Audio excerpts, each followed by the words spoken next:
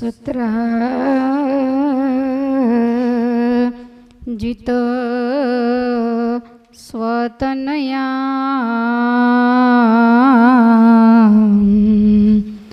કૃષ્ણાય કૃતકિલ્બિષ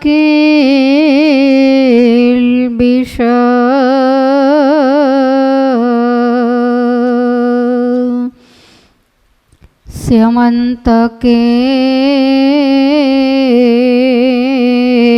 ન મણિના સ્વયમોદ્યમ્ય દત્તવાન.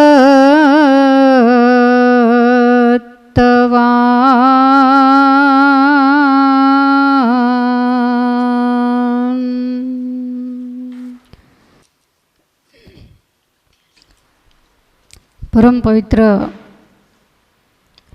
પિતૃમાસ એટલે કે કાર્તિક માસ અંતર્ગત ભારત વર્ષના પવિત્ર ચાર ધામ માયલું પશ્ચિમ સમુદ્રને કિનારે વસેલું દ્વારિકા ધામ ભગવાન દ્વારિકાધીશની છત્રછાયામાં આરાધ્ય ઇષ્ટદેવ ભગવાન શ્રી ઘનશ્યામ મહારાજની પવિત્ર નિશ્રામાં આપણે ભગવાન શ્રી કૃષ્ણચંદ્રના દિવ્ય ચરિત્રો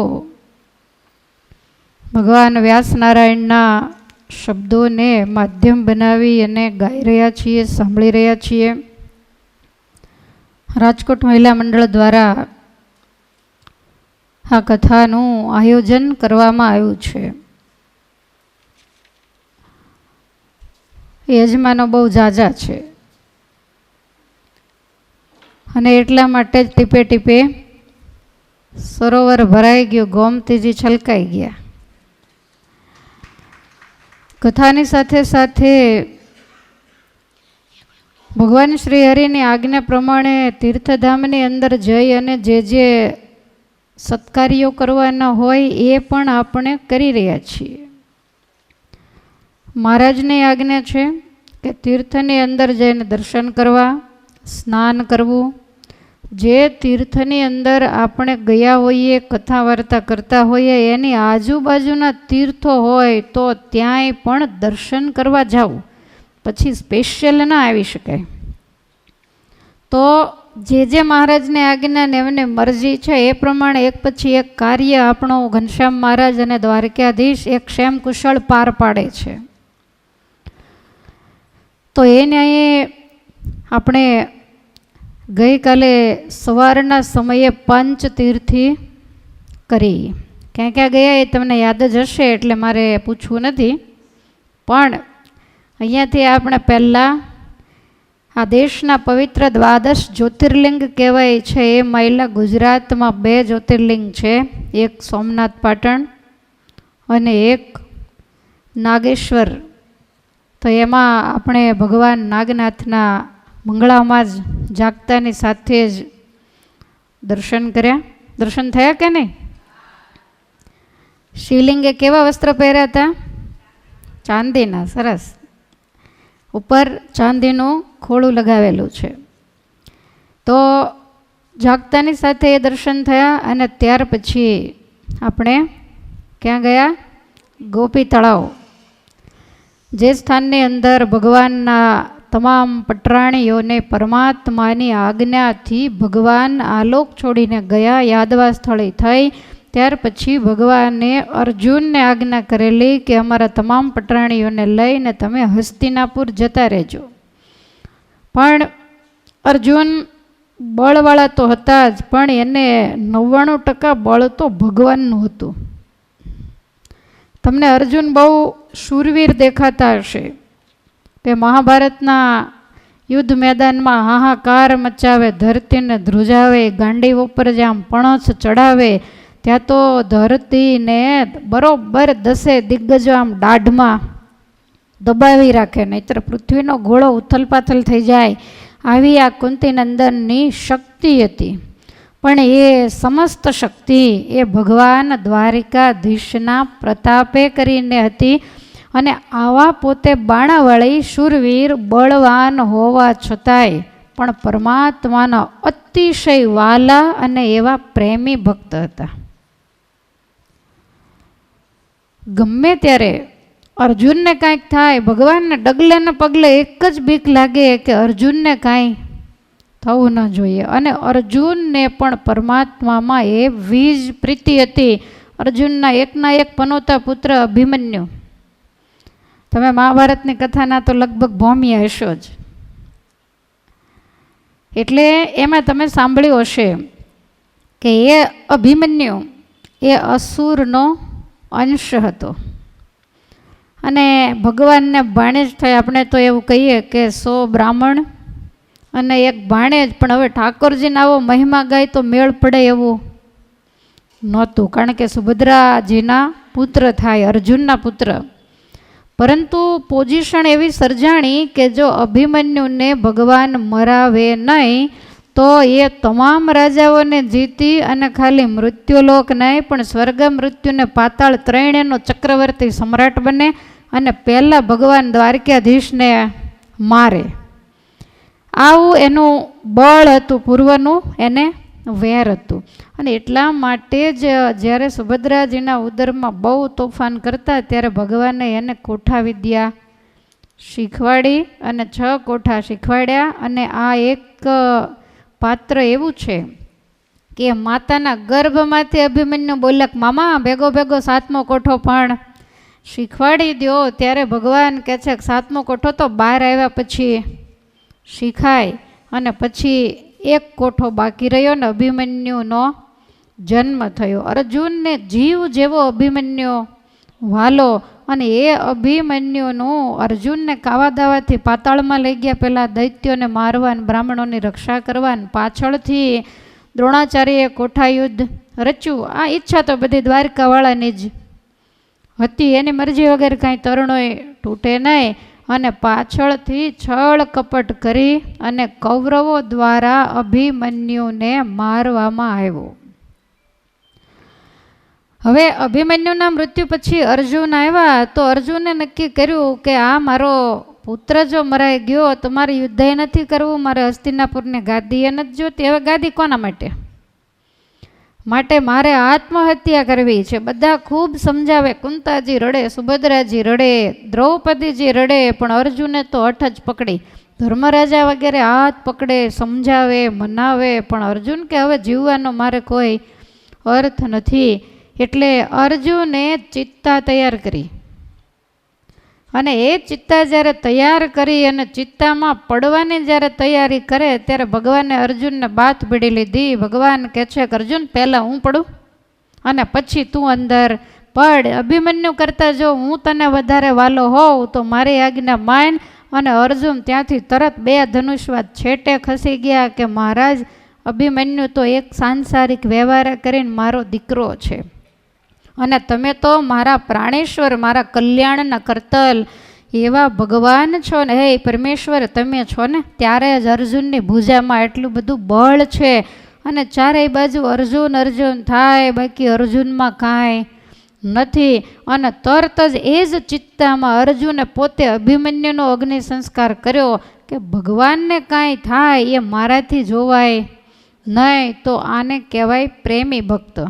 તો આવા ભગવાનના પ્રેમી ભક્ત હતા એટલે ભગવાને એને આજ્ઞા કરી કે મારા પટરાણીઓને તમે હસ્તિનાપુર લઈ જાજો. અને જો આ આજ્ઞા કરી ન હોત તો ભગવાનનો પ્રભાસ પાટણની અંદર અંતિમ વિધિ થયો અને રૂક્ષ્મણીજી સતી થયા તો સાથે અર્જુન પણ સતી જ થાત, કારણ કે એવી પરમાત્માને વિશે એને પ્રીતિ હતી. એટલે ભગવાને એને એક જુદું કામ જ બતાવી દીધું કે તમારે મારું આટલું કામ કરવાનું છે. અને એ પટરાણીઓને લઈને જતા વચ્ચે ગોપી તળાવે, કાબાઓ એટલે તો તમને ખબર છે ને કોણ હતું?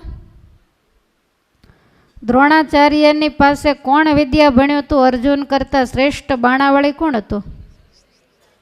દુર્યોધન, એકલવ્ય.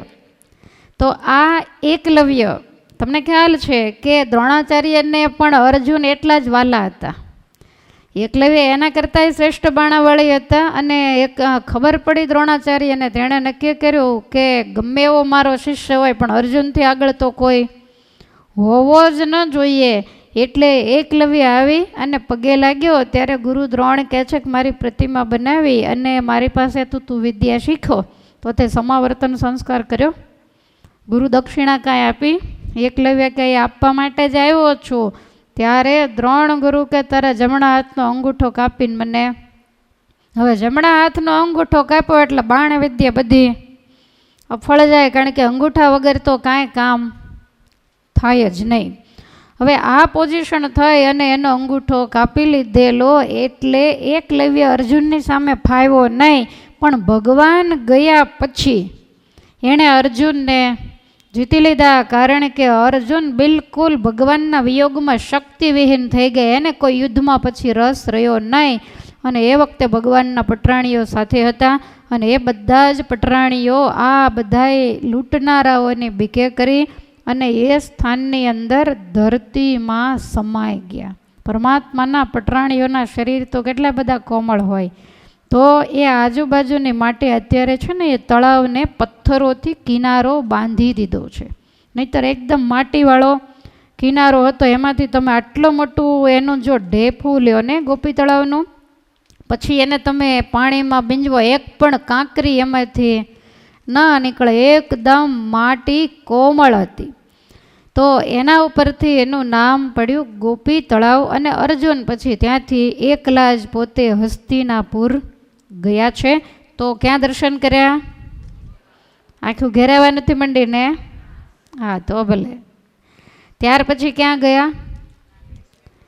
બેટ દ્વારિકા. જો આ દ્વારિકા છે ને એ ભગવાનની રાજ કચેરી છે અને બેટ દ્વારિકા છે એ ભગવાનના રાજમહેલ છે. પટરાણીઓની સાથે ભગવાન ક્યાં રહેતા?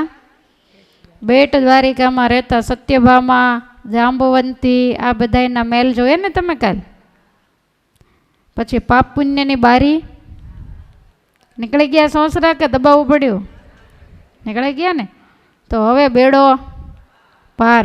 પણ હવે આમ ને આમ રહેવાનું. અત્યારે જો દ્વારિકામાં આવ્યા, ભગવાનનું ભજન કર્યું, તીર્થયાત્રા કરી, તો કર્મ બળી ગયા. પણ તમને ખ્યાલ છે પછી ઘેર ગયા પછી પાછી ભગવાનની આજ્ઞા લોપીને હતા એવા ને એવા જો થઈ જઈએ તો સમજી લો કે વ્યાજ સહિત બધું છોડ્યા. પછી એવી સ્થિરતા મનની અંદર રાખવાની. જે કુટેવ, જે કુલક્ષણો ગયા એ ગયા. ઘણા અહીંયા આવે ત્યારે કાંઈ મળે ને એટલે નિયમ લઈ લે કે હવે મારે ચાનો નિયમ, અહીં કાંઈ મળતી નથી, હવે ઘરે જઈને નહીં પીવું.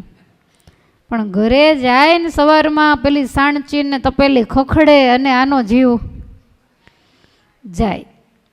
જુઓ, ચા છે એ કોઈ મોક્ષ બગાડનારી વસ્તુ નથી, પણ વ્યસન છે. વ્યસન શેના માટે? કે તમે રોજ રોટલી શાક જમો છો, તમે દૂધ પીવો છો, તો એક દિવસ તમને શાક રોટલી ના મળે કે દૂધ ન મળે ને એના બદલે કંઈક બીજું જમવાનું મળે તો તમને એમ થાય કે દૂધ વગર નહીં મજા આવે કે રોટલી વગર નહીં મજા આવે. ન થાય ને તો એને વ્યસન ન કહેવાય. જેના વગર ન રહેવાય, ટાઈમ થાય, બગાસા આવવા માંડે, આંખો ચડવા માંડે, માથું દુખવા માંડે, તો આને શું કહેવાય? વ્યસન. કોઈ પણ પ્રકારની, પછી તમાકુ હોય, સિગારેટ હોય કે શરાબ હોય, જે હોય એ લત હોય અને ટાઈમ થાય એટલે યાદ આવી જ જાય. તો ભગવાનના ભક્તને તો અન્ન અને પાણી બેનું જ વ્યસન હોવું જોઈએ, બાકી કોઈનો વ્યસન નહીં. અને એના કરતાંય તમારે બહુ વ્યસનની ઈચ્છા થાય કે કાંઈક તો હોવું જ જોઈએ, તો અખંડ મનમાં સ્વામિનારાયણ સ્વામિનારાયણ કરવાનું વ્યસન પાડો, બેડો પાર થઈ જશે. એટલે આપણે બેટ દ્વારિકા જે પરમાત્માના 16,108, કારણ કે આ તો બધા રાજકુમારીઓને ભગવાન પરણેલા એટલે એને ભગવાને સુરક્ષિત સ્થિતિમાં રાખેલા. અને એ બધા જ રાજમહેલો સોનાના હતા. તમામ યાદવો વગેરે પણ બધા જ ત્યાં રહેતા. પછી રાજ્યના કાંઈ કામ હોય, રાજ કચેરી ભરાય અને કાંઈ ચર્ચાઓ કરવાની હોય ત્યારે પરમાત્મા પોતાના પવન વેગી જે અશ્વો, તો એ જોડી રથારૂઢ થઈ અને આ સ્થાનની અંદર ભગવાન પધારતા. સુદામાજી ભગવાનને મળવા માટે બેટ દ્વારિકા ગયા. સાગરની વચ્ચે એટલે આપણે બેટ કહીએ છીએ. સુદામાજી ભગવાન માટે પૌવાની ભેટ લાવ્યા, એટલે અહીંયાના લોકો ભેટ દ્વારિકા કહે છે. કોઈનો ભાર ન રાખે મુરારી, આપે વ્યાજ સહિત ગીરધારી. 3 મુઠ્ઠી પૌવામાં ભગવાને એને અઢળક સંપત્તિ આપી દીધી. તો એ પણ ક્યાં? બેટ દ્વારિકામાં. હજી ઘણાના દ્વારિકા બેટ દ્વારિકાની જ કાંઈ બહુ ખબર હોતી નથી, કારણ કે 5-5 હજાર વર્ષના વાણા વહી ગયા. ગમતીજીમાં સ્નાન કરો છો ને રોજ, તો તમને કોઈ દી એમ થાય કે ગમતી ક્યાંથી આવી હશે દરિયામાં? ઠાકોરજી આ ભૂમંડળ ઉપર પધાર્યા, એનું પાદ પ્રક્ષાલન કરવા માટે સ્વયં ગંગાજી સમુદ્રમાંથી પ્રગટ થયા. ભગવાન પહેલાં વહેલા દ્વારિકામાં આવ્યા, એના ચરણ પખાળી અને પાછા દરિયામાં સમાઈ ગયા. એટલે પ્રગટ થયા ત્યારે મીઠું પાણી હશે, અને અત્યારે એમાં ભળી ગયા એટલે થોડું ખારું પાણી. પણ તોય પેલા જનરલ સમુદ્રોમાં હોય એટલું બધું નહીં. તો એ ગોમતીજી પણ અહીંયા પરમાત્માને નિત્ય સ્નાન માટે દ્વારિકામાં જ નિવાસ કરીને રહ્યા છે. તો એ પણ આપણે કરીએ છીએ. બેટ દ્વારિકા ગયા, પછી ક્યાં ગયા? આરંભડા. કેટલી વાર ગયા છો? પહેલી જ વાર. તો જ્યાં સચ્ચિદાનંદ સ્વામી છાપો લેવા માટે ગયેલા, હવે તો આપણે વડતાલમાં છાપો લઈએ છીએ, નહીતર વૈષ્ણવો હોય એને દ્વારિકામાં છાપો લેવાનો મહિમા છે. છાપ છે ને શંખ, ચક્ર, ગદા અને પદમાં 4 આયુધ ભગવાન નારાયણના હાથમાં હોય, અને આપણે આપણી બાહુ ઉપર ધારણ કરવાના હોય. તો એ આરંભડા જ્યાં છાપો અપાતી, પહેલાં અહીંયા ગોમતીમાં સ્નાન થાય, પછી આરંભડા જઈને છાપો લેવાય, અને પછી દ્વારિકાધીશના દર્શન થાય, આવો નિયમ હતો. તો એ સ્થાનની અંદર પણ આપણે દર્શન કર્યા. અને આજ કદાચ તમે કરી આવ્યા હશો રૂક્ષ્મણીજીના મંદિરે દર્શન, પણ થોડુંક મારે ભાગવતમાં જવું પડે એવું છે, એટલે રૂક્ષ્મણીજી ત્યાં કેમ, દ્વારકાધીશ અહીંયા કેમ, એ કથા પછી આપણે બપોર પછી મેળ આવશે તો કહેશું. નહીતર પટરાણી તમે પંઢરપુર દર્શન કર્યા છે? તો વિઠ્ઠલની સાથે જ રૂક્ષ્મણીજી બાજુના જ ડેરામાં બિરાજે છે. પણ અહીંયા કેટલા દૂર જઈને બેઠા? 3 થી 4 કિલોમીટર દૂર જઈને બેઠા છે. તો એના પણ આપણે દર્શન કર્યા. તો આ મહારાજની આજ્ઞા છે. એક વધારે મહારાજની આજ્ઞા કે અમારા આશ્રિત એવા જે ધનાઢ્યગ્રસ્ત હોય એણે તીર્થક્ષેત્રોમાં જઈને બ્રહ્મ ભોજનો કરાવવા. તો જે આજ્ઞા આપણે હમણાં અડધો પોણો કલાક પછી જ પાળવાની છે, કે આવું દ્વારકા જેવું પવિત્ર તીર્થસ્થાન, અને ભગવાન શ્રી કૃષ્ણચંદ્રને છડી પોકારાઈને તોય ગો બ્રાહ્મણ પ્રતિપાલક એવું કહેવામાં આવે. ભગવાનના બ્રાહ્મણો અતિશય વાલા, ખૂબ બ્રહ્મ ભોજનો કરાવતા, બ્રાહ્મણોને મનમાની દક્ષિણાઓ ભગવાન આપતા. તો એ મહારાજની આજ્ઞા છે. એટલે આજે આપણે 500 બ્રાહ્મણોને આ ઘનશ્યામ મહારાજના પટાંગણમાં બેસાડી અને ભોજન કરાવવાનું છે, દક્ષિણા આપી અને એને રાજી કરવાના છે. અને બીજું કે મોટા મોટા જે તીર્થસ્થાનો હોય એમાં અમારા આશ્રિતોએ વિષ્ણુયાગ કરવા. તો આપણે એ કામ પણ આજે સવારે યજ્ઞ કરી લીધો, દશાંશ હોમ જે કરવો પડે એ કરીને બીડું હોમી દીધું. આપણે પૂર્ણાવતી કાલ છે, પણ આમ તો આજે થઈ ગઈ જ, તમે સમજી લો. તો આ રીતે તીર્થક્ષેત્રની અંદર આવીને જે વિધિ કરવાની હોય એ તમામ વિધિ લગભગ આપણે કરી છે. ભગવાન દ્વારકાધીશના ચરણારવિંદમાં પ્રાર્થના કરો કે આ બધા જ ભક્તો ઉપર ખૂબ ખૂબ અમી દ્રષ્ટિ વરસાવે, ખૂબ રાજી થાય, બધાને આવા સત્કાર્ય કરવાનું ખૂબ ખૂબ બળ મળતું રહે. હમણાં જ મને કોઈકે કીધું હતું કે 4 ધામમાં કરવી છે. હવે એ તો ઉપરવાળાનો હુકમ થાય તો 4 ધામમાં થાય, અને જેવી મહારાજની ઈચ્છા હશે. કોઈ પણ કાર્ય હોય, તમારા ઘરમાં એક સગાઈ જેવું કામ 2 કલાકનું હોય ને, તો એ ઠાકોરજી પૂરું કરે તો જ થાય, નહીં તો એન્ડ ટાઈમે ના પડે. ખ્યાલ આવે છે? તો આટલું મોટું 7-7 દિવસનું જે કામ છે, નિર્વિઘ્ને કોઈને કોઈ પ્રકારના વિઘ્ન આવ્યા નથી. તો એ ભગવાનની મરજી વગર, એની ઈચ્છા વગર ક્યારેય પૂરું ન થાય. તો આપણે એને પરિપૂર્ણતાના આરે લઈ જઈ રહ્યા છીએ. તો મહારાજને રાજી કરવા માટે હવે મૂળ કથા તો હવે ચાલુ થાય છે. તો આપણે તો પૂર્ણાહુતિ નજીક આવી ગઈ, કારણ કે દ્વારિકામાં તો દ્વારિકાના જ ચરિત્ર ગાવાના હોય, પણ આપણે બાળ લીલાઓ ને મથુરાની ને એ બધા ચરિત્રો ગાવા રહ્યા, ક્વચિત ક્વચિત દ્વારકાનો મહાત્મય કહેવા રહ્યા, એમાં મેન દ્વારકાના ચરિત્રો રહી ગયા. ઠાકોરજીની મરજી હવે હશે ને તો એકલા દ્વારકાના ચરિત્ર, જન્મોત્સવ નહીં, સીધા રૂકમણી લગ્નથી ચાલુ કરવું છે. જો મહારાજની મરજી હોય તો જ આ કથાને આપણે પરિપૂર્ણ રીતે સમજી અને સાંભળી શકીએ. લોકો શું વિચારે કે ભગવાને વ્રજમાં બહુ લીલાઓ કરી, દ્વારકામાં જાણે કંઈ કર્યું જ નથી. પણ યાદ રાખો, 100 વર્ષ દ્વારકામાં રહ્યા છે તો દ્વારકાની લીલાઓ કેટલી બધી હોઈ શકે, વિચારો. તો એવા જે પરમેશ્વર દ્વારિકાના રાજા થયા, સોનાની નગરીના માલિક થયા, રાજસિંહાસન ઉપર બિરાજમાન થયા. પણ રાજસિંહાસન બહુ શોભતું નહોતું, કારણ કે મહારાણી વગર રાજા હંમેશા અધૂરા લાગે. ગમે એવા ભગવાન હોય તોય એકલા નારાયણ ઊભા હોય ને બાજુમાં લક્ષ્મીજી ઊભા હોય, એ બેયમાં ઘણો ફેર પડે.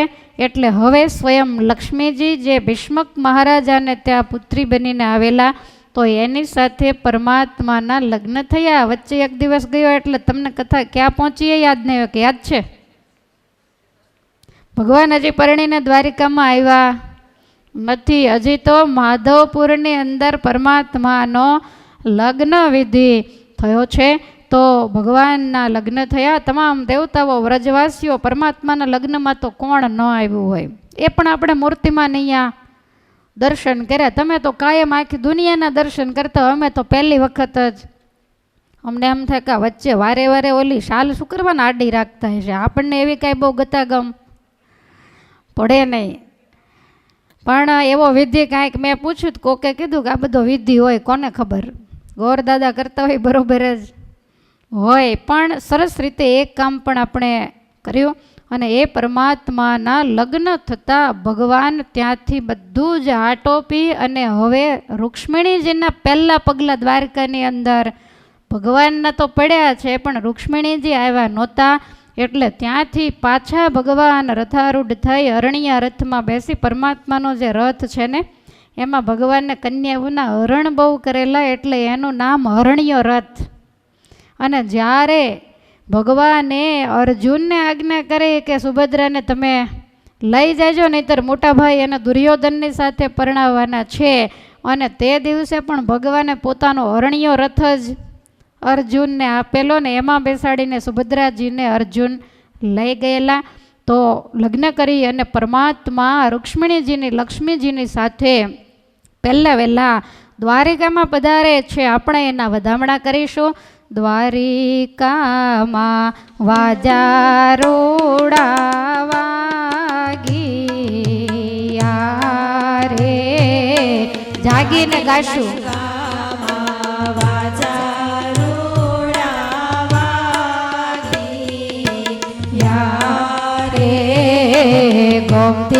ગોમતીજીમાં ગડગડ્યાની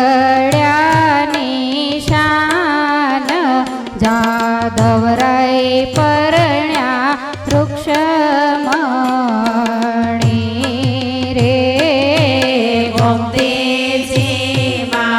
ગડગડ્યાની શાન, જાદવરાય પરણ્યા રૂક્ષમણી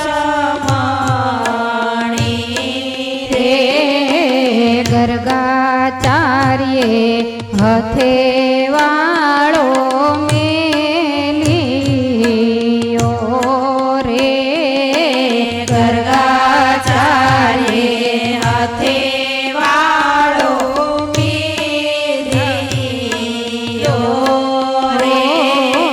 ભીમકરાયે દીધા કન્યાદાન, જાદવરાય પરણ્યા રૂક્ષમણી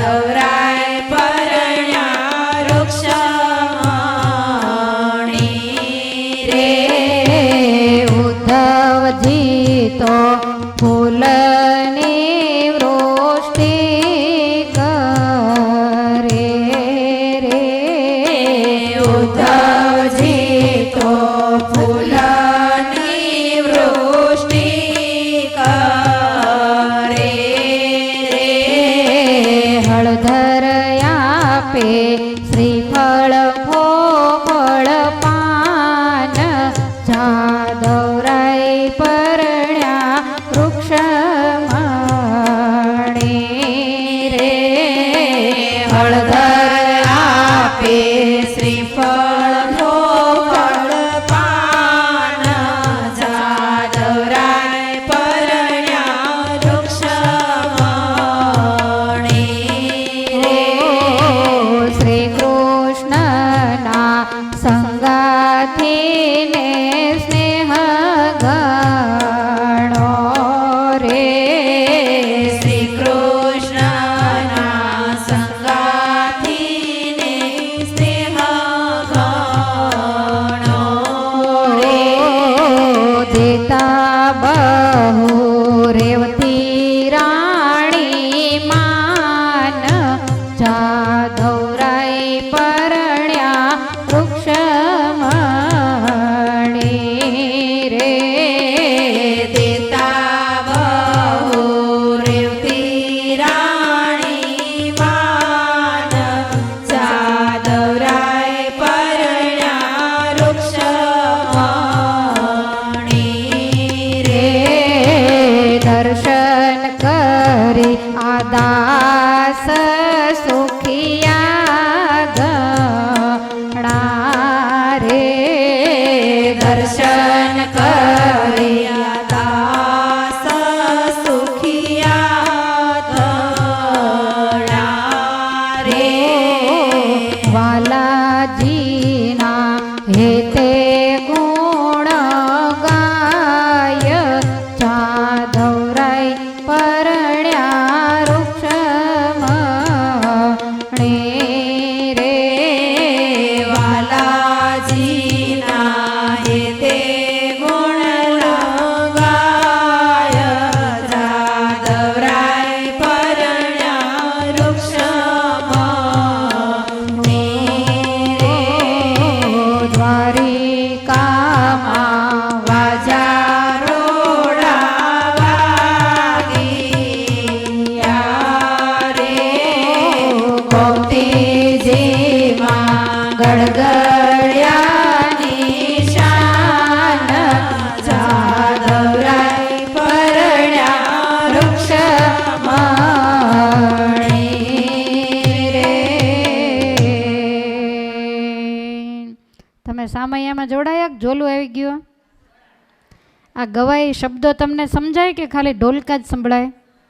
સમજાય? કોક કોક સમજાય, બધા નહીં, એવું ને? જે કીર્તન આપણને આવડતું હોય ને એ ગમે એટલા ઢોલકા વાગતા હોય તો ચોખ્ખું સમજાય, પણ અજાણ્યું હોય તો એમાં થોડાક શબ્દો કેવરાવે. એમાંય નંદ સંતોના હોય તો ઉપાધિ. આ વાજા વાગ્યા એમાં પાછી કંઈ તમારે બહુ ઉપાધિ નહીં. આવું તો તમને બહુ જ ભાવે. વનરાવન ગયા તા રે રાસ ખેલવા, એમાં ભૂલ જ ન પડે ને. ખ્યાલ આવે છે?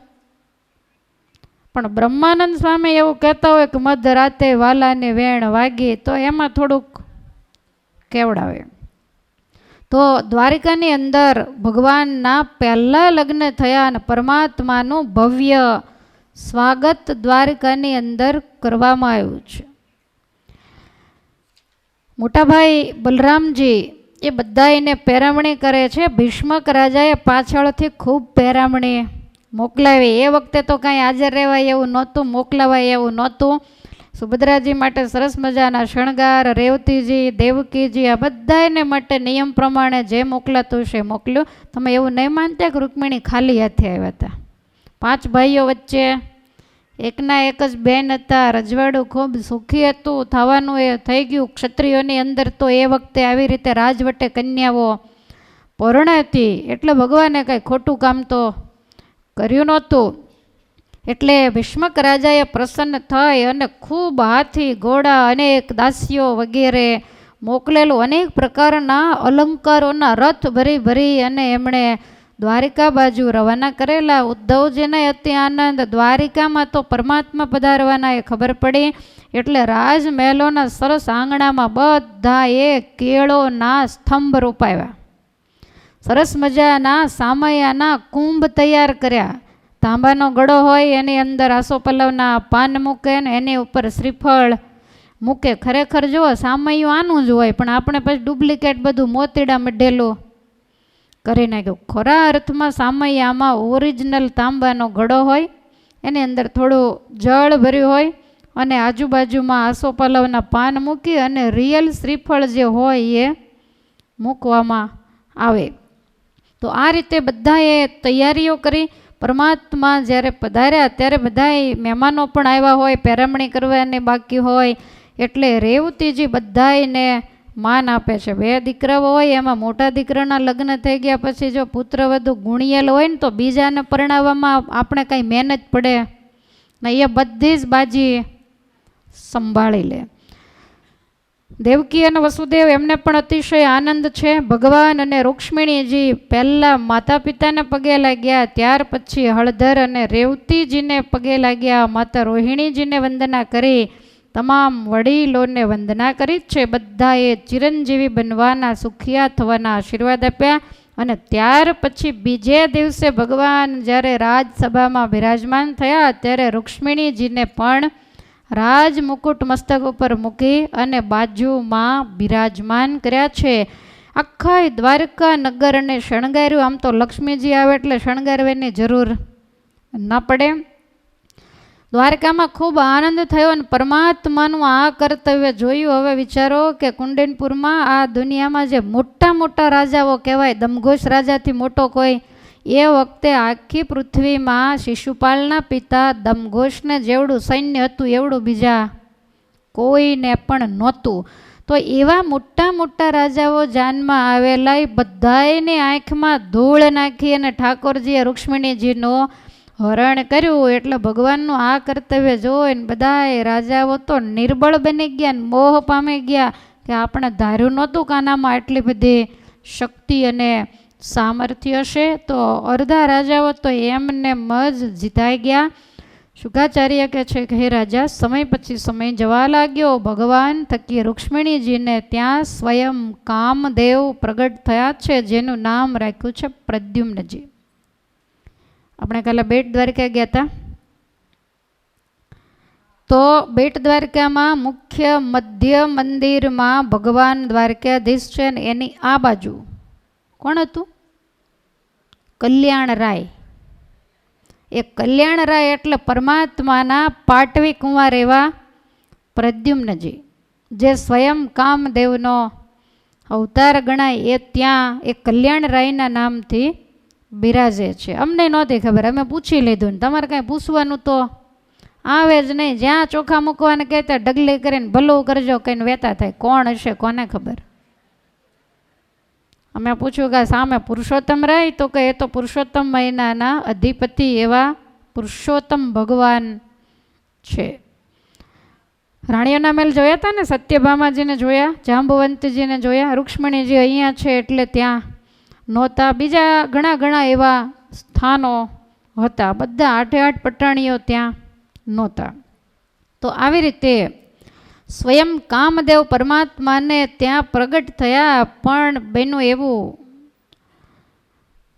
કે પ્રદ્યુમ્નજી 10 દિવસના થયા ને એ વખતે એને રાત્રે રૂક્ષ્મણીજી સૂતેલા ને એમાં શમ્રાસુર નામનો માયાવી અસુર એ રાત્રે દેશના દિવાલના આવરણ ભેદીને અંદર આવ્યો ને પારણીયામાં સૂતેલા 10 દિવસના પ્રદ્યુમ્નજીને લઈ ગયો અને એને પછી આકાશમાંથી સીધા દરિયામાં ફેંકી દીધા. હવે દરિયામાં એને મોટો મચ્છ ગળી ગયો. એ મચ્છ ડીમરના હાથમાં આવતા એને એમ થયું કે આટલું મોટું મચ્છ તો આપણા રાજા શમ્રાસુર, આ બધા માંસાહારી અસુરો હતા, એટલે એને ભેટ આપ્યું. એના રસોડામાં રસોયાએ મચ્છને ચીરતા અંદરથી કિલકિલાટ કરતા પ્રદ્યુમ્નજી નીકળ્યા. જેને રામ રાખે એને કોણ ચાખે. એટલે રસોયાને તો બહુ આશ્ચર્ય થયું. એણે જઈ અને શમ્રાસુરને વાત કરી ત્યારે શમ્રાસુર કહે છે કે મારે ત્યાં જે રસોઈ કરનારા માયાવતી નામના દાસી છે ને એને દીકરો નથી ને એને બહુ ઈચ્છા માટે એને દઈ દો, એ મોટો કરશે, મારે તો પુત્ર છે. એટલે આ માયાવતીને આ પ્રદ્યુમ્નજી સોંપવામાં આવ્યા. અને આ જે પ્રદ્યુમ્નજી છે એ સ્વયં કામદેવ છે. કેવી રીતે કામદેવ ભગવાનને ત્યાં આવ્યા? તો જ્યારે ભગવાન ભોળાનાથ સાધના કરતા અને એના તપનો ભંગ કરાવવા માટે ઇન્દ્રએ કામદેવને હિમાલયની અંદર મોકલ્યો અને કામદેવે જઈને ઘણાય બાણોની વૃષ્ટિ કરી, પણ ભોળાનાથ જ્યારે ચલિત ન થયા ને ભોળાનાથને ખ્યાલ આવ્યો કે કોણ મારો તપ ભંગ કરી રહ્યું છે. ભોળાનાથે આંખ ખોલી અને ત્રીજી આંખ ખુલતા ક્રોધાગ્નિથી કામદેવ ત્યાં ને ત્યાં જ બળી અને ભસ્મીભૂત થયા. તો કામદેવની સ્ત્રી હતી રતિ. તો એણે આવીને ભગવાન ભોળાનાથને પ્રાર્થના કરી કે મહારાજ મારું શું? અને મારા સ્વામીનો કાંઈ વાંક હતો જ નહીં, દેવતાઓ એને ચડાવીને મોકલ્યા કે તમે આટલું અમારું કામ કરો, તો એમાં હું આધાર વગરની થઈ ગઈ, માટે કાંઈક રસ્તો કરો. અને ત્યારે ભગવાને કીધેલું કે એને ભલે શરીર નથી પણ વગર શરીરે આખી દુનિયાના શરીરમાં એ પ્રવેશ કરશે, એનું નામ અનંગ પડશે. ત્યારે રતિ કહે છે કે પણ શરીર નથી ને હાજર નથી તો પછી મારું શું? અને એ વખતે ભગવાન શિવજી એવું કીધેલું કે દ્વાપરકલીની સંધિમાં યદુકુળની અંદર પ્રગટ થનારા પરમાત્માના જ્યેષ્ઠ પનોતા પુત્ર બની અને તારા પતિ જન્મ ધારણ કરશે અને ત્યાં તને એનો મેળાપ થશે. હવે આ રતિ એટલે કે માયાવતી, જે આ રસોઈ ઘરમાં રસોઈ કરતી શંભરાસુરમાં લગભગ પ્રદ્યુમ્નજી અને રતિ વચ્ચે 17 થી 18 વર્ષનો ફેર હતો. એટલી આ માયાવતી મોટા અને પ્રદ્યુમ્નજી નાના હતા. હવે એણે અમને ઉછેરીને મોટા કર્યા અને પછી પરમેશ્વરની ઈચ્છાથી જ્ઞાન થયું રતિને કે આને હું એક દીકરા તરીકે રાખું, આ મારો દીકરો નથી. પણ શિવજીએ જે મને વરદાન આપેલું એ યદુકુળમાં પ્રગટ થયેલા પરમાત્માના પનોતા પુત્ર અને મારા સ્વામી સ્વયં કામદેવ છે. અને પછી એ રતિની સાથે કહેતા માયાવતીની સાથે પ્રદ્યુમ્નજીના લગ્ન થયેલા. જેવા નામ એવા ગુણ, માયાવતી અનેક પ્રકારની માયાને જાણતી.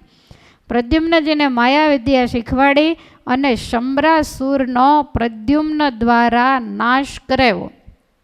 અને પછી પ્રદ્યુમ્નને ખ્યાલ આવ્યો કે હું તો ભગવાન દ્વારિકાધીશનો પુત્ર છું, એટલે માયાવતીને સાથે લઈ અહીંયા તો બધાએ બહુ શોક કર્યો. ઘણાય વર્ષ વીતી ગયા કે પ્રદ્યુમ્ન ક્યાં ગયા, પણ ભગવાન તો બધું જાણે પણ કાંઈ બોલે નહીં. આ ઉપાધિ બહુ મોટી આજ પણ એને બધી જ ખબર હોય, પણ બધું જ છાનો.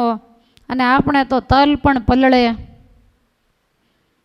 એક ને બીજી ને ત્રીજી ને સીધું પેપરમાં આવી જાય. એટલા માટે શાસ્ત્રમાં લખ્યું છે કે સ્ત્રી પાસે ખોટું બોલવામાં દોષ નથી, પણ પછી માપમાં ભાઈ હોય, માપમાં બોલવું.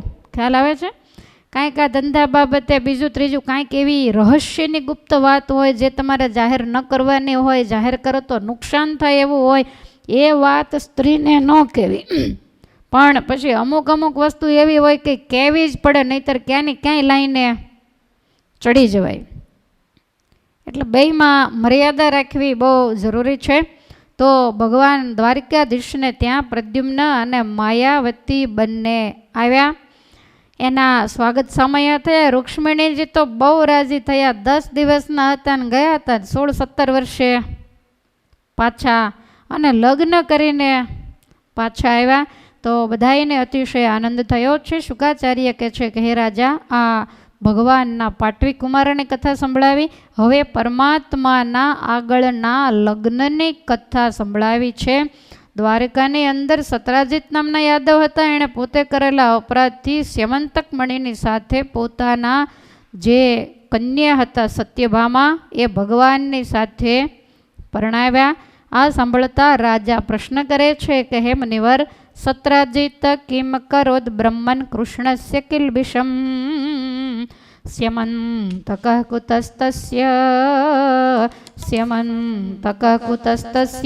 કસ્માદ દત્તા સુતા હરે કસ્માદ દત્તા हरे कस्मात् दत्ता सुता हरे कस्मात् दत्ता सुता हरे स्यामन्तककुतस्तस्य कस्मात् दत्ता सुता हरे श्यामन्तककुतस्तस्य कस्मात् दत्ता सुता हरे कस्मात् दत्ता सुता हरे कस्मात् दत्ता सुता हरे सत्राजित किं करोत् ब्रह्मान् कृष्णस्य किल्बिषं सत्राजित किं करो ब्रह्मन् कृष्णस्य किल्बिषम् ब्रह्मान् कृष्णस्य किल्बिषं ब्रह्मन् कृष्णस्य किल्बिषम् श्यामन्तककुतस्तस्य कस्मात् दत्ता सुता हरे श्यामन्तककुतस्तस्य कस्मात् दत्ता सुता हरे कस्मात् दत्ता सुता हरे कस्मात् दत्ता सुता हरे સત્રાજીત યાદવ હતો તો એવો એણે શું ભગવાનનો અપરાધ કર્યો કે પછી અપરાધમાંથી બહાર નીકળવા માટે એણે પોતાની કન્યા એ સત્રાજીતને ભગવાન દ્વારકાધીશને પરણાવી. તો આ પ્રશ્નનો જવાબ આપતા શુકાચાર્ય કહે છે કે રાજા સત્રાજીત સૂર્યનારાયણનો ભક્ત હતો. મારી પાસે ટાઈમ બિલકુલ નથી, 5 જ મિનિટ છે ને ચરિત્ર મોટું છે. તમે કહો તો બપોર પછી હરખું કહું ને જેવું તેવું અત્યારે કહું. સરખું કહું 3 વાગે આવી જશો કે વાર લાગશે? કારણ કે કાલનો દિવસ ગયો છે તો થોડા વહેલા આવો તો અડધો કલાક વધારે ભગવાનના ચરિત્રો આપણે સાંભળી શકીએ. તો આ સત્રાજીતે ભગવાનનો શું અપરાધ કર્યો અને એને અપરાધમાંથી બહાર નીકળવા માટે કન્યા આપવી પડી. અને આ સ્યમંતક મણીના ગોટાળામાં ભગવાનને એક જાંબુવંતી નામના બીજી કન્યા પણ મળી ગયા. તો એ બધી જ કથા એને આપણે બપોર પછીના સેશનમાં લઈશું. 12:15 તો કાંટો પહોંચી ગયો છે. આપણે કથા પૂર્ણ કરી અને તમે ધીમા ધીમા પગલાં માંડશો તે 12:30 થઈ જશે. તો અત્યારે આપણે પરમાત્માના મંગલ નામ સાથે કથાને વિરામ. બોલો સ્વામિનારાયણ ભગવાનની જય. હરે કૃષ્ણ મહારાજની જય. દ્વારિકાધીશ કી જય.